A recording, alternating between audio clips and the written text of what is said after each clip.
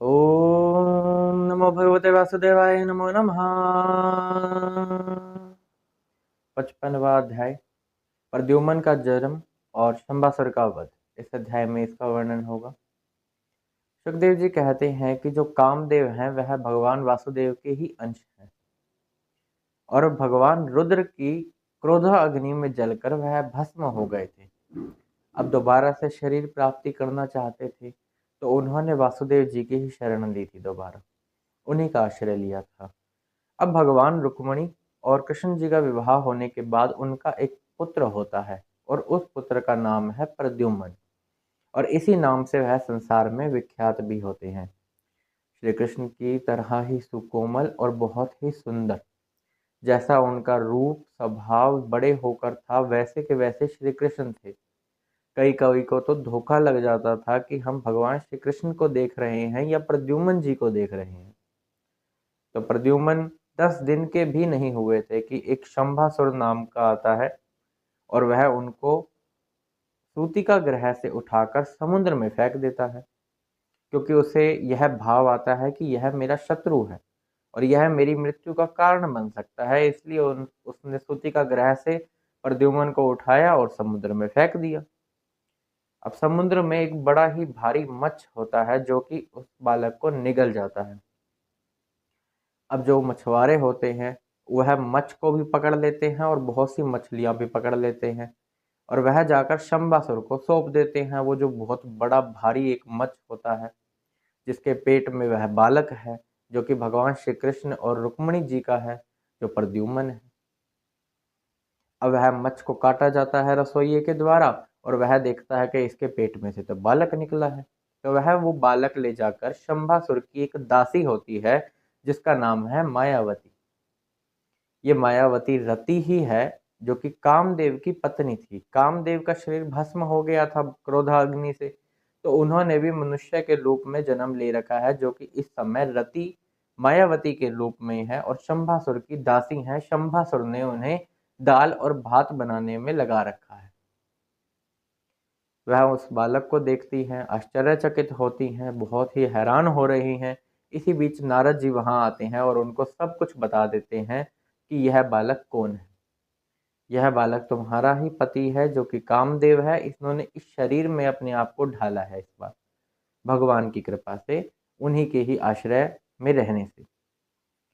तो वह जब सब कुछ जान जाती है कि शंभासुर ने इस बालक के साथ ऐसा ऐसा किया है, बहुत समय बीत जाता है।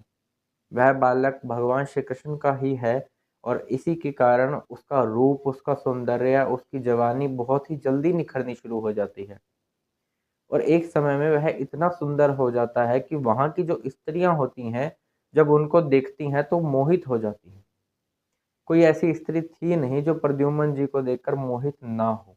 इतने सुंदर भगवान श्री कृष्ण का दूसरा रूप हो मानो।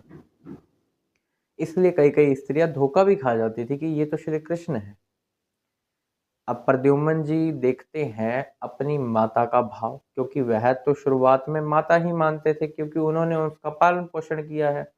तो वह देखते हैं कि इसका तो कामिनी का भाव है, जो एक स्त्री और पुरुष के बीच में संबंध भाव होता है, इसका तो वैसा भाव है। तो वह उससे पूछ ही लेते हैं कि आप तो मेरी माँ के समान हैं, तो आपका ऐसा कामनी भाव होना किस कारण से है? आप मुझे इस प्रकार क्यों देखती हैं? आपका तो एक बालक वाला, जैसे एक बालक को देखती है एक माँ, वैसा स्वभाव होना चाहिए था। उधर यह भी बताया जाता है कि जब वह बालक खो जाता है तो रुक्मिणी जी का बहुत बुरा हाल हो जाता है। ऐसा हाल हो जाता है जैसे कि एक गाय का बछड़ा खो गया हो और उसकी वह दशा हो रही हो। वह तो प्रतीक्षा में है, वह तो हर समय यही सोचती रहती हैं। कहीं न कहीं उनका मन यह कहता है कि प्रद्युम्न है, जीवित है, लेकिन वह अपने आप को बस समझाती रहती हैं कि एक दिन प्रद्युम्न ज़रूर आएँगे। इधर वह अब सारी बात बताती हैं मायावती प्रद्युम्न को कि इस प्रकार से शंभासुर ने तुम्हें सूतिका ग्रह से उठाया, तुम भगवान श्री कृष्ण और रुक्मिणी जी के पुत्र हो, तुम्हारा नाम प्रद्युम्न है और इस प्रकार उठाकर एक मच्छ ने तुम्हें निगल लिया और उसको काटा गया तो तुम उसके पेट से बाहर निकले और मुझे लाकर दिए गए और मुझे इस प्रकार नारद जी ने यह सब बताया है और तुम कामदेव हो। जो कि मेरे पति हो। यह तो तुम मनुष्य के बालक में मुझे किसी प्रकार से प्राप्त हुए हो, जो कि वासुदेव जी की कृपा है। तो इस प्रकार जब वह जान जाते हैं कि ये सारा किया धरा शंबासुर का है, तो वह अब शंबासुर के पास जाते हैं और जाने से पहले वह मायावती जी से, मायावती रति, उनसे एक महाविद्या सीखते हैं। महाविद्या वह एक ऐसी विद्या है जो कि किसी भी माया को चलने ही नहीं देती, सभी माया का नाश कर देती है यदि कोई व्यक्ति सामने उसका प्रयोग कर रहा है माया का। तो महाविद्या एक ऐसी विद्या है।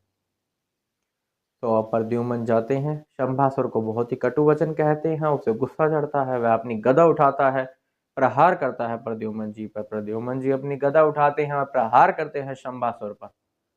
उनके बीच में युद्ध चल रहा है। फिर वह अपने अस्त्र शस्त्र उठा लेता है, अपनी माया से, जो कि मयासुर ने उसे सिखा रखी है, उस माया का आश्रय लेते हुए शंभासुर आकाश में उड़ जाता है और बहुत से अस्त्र शस्त्रों की वर्षा करने लग जाता है।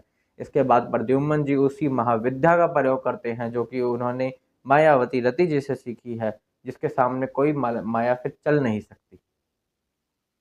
इस प्रकार वह उनके प्रहार को नहीं सह पाता, जो कि शंभासुर है, और शंभासुर का सर धड़ से अलग कर दिया जाता है प्रद्युम्न जी की तीखी तलवार के द्वारा, और उसका सर अलग हो जाता है उसके धड़ से, जिस पर लाल लाल दाढ़ी है, काले काले केश हैं और भयंकर सा उसका मुख था। अब उसका वध हो गया। इसके बाद मायावती रति अपने माया से आकाश मार्ग के द्वारा प्रद्युम्न को द्वारका की ओर ले जाती हैं। द्वारका में जब वह पहुंचते हैं, सभी लोग देखकर उनको हैरान हो जाते हैं। स्त्रियां देखती हैं, यह तो श्री कृष्ण लग रहे हैं, इनका तो हाल ढाल हाव भाव सब के सब श्री कृष्ण की तरह हैं।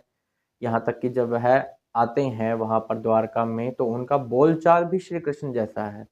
रुक्मणी जी आती हैं, वह देखती हैं, अरे तुम तो बहुत ही सुंदर हो, तुम किसके पुत्र हो, तुम मुझे बताओ। मेरा भी एक पुत्र था, वह खो गया था, उसे कोई खो नहीं, उस सूती का ग्रह से उसे कोई चुरा के ले गया था। मैं नहीं जानती वह कहाँ होगा, मैं तो बस इतना जानती हूँ कि वह यदि बड़ा होता तो वह तुम्हारी ही अवस्था का होता इस समय। रुक्मणी जी देखकर उसे बहुत प्रसन्न होती हैं, उनका बहुत प्रेम जागता है उनकी ओर देखकर, उनके स्तनों से दूध की धारा बह जाती है प्रेम के कारण। फिर जब उन्हें सत्य में यह बात पता लगती है कि यह तो मेरा ही पुत्र प्रद्युम्न है, उनका हृदय आनंद से भर जाता है। वहां श्री कृष्ण बलराम वासुदेव जी देवकी वहां सब पधारते हैं, और श्री कृष्ण बलराम सभी आदि मिल मिलकर उनसे गले मिलते हैं। अब बहुत ही सुंदर वातावरण, सुंदर माहौल हो गया है, क्योंकि रुक्मणी जी का बहुत ही मोह था अपने पुत्र में, जो कि उनको वापस मिल गए हैं, तो वो बहुत ही खुश हैं। और वहाँ के लोग भी इसी बारे में बात कर रहे हैं, कह रहे हैं कि यह तो पहले श्री कृष्ण जैसे ही दिख रहे हैं, इनकी हाव भाव चाल ढाल सब श्री कृष्ण की तरह है। फिर जब उन्हें यह पता लगता है कि यह तो वही पुत्र है जो 10 दिन का भी नहीं था और सूती का ग्रह से चुराया गया था, तो वह कहते हैं कि ऐसा लग रहा है जैसे कोई मरकर जीवित हो गया हो। हर जगह आनंद और खुशी का माहौल है।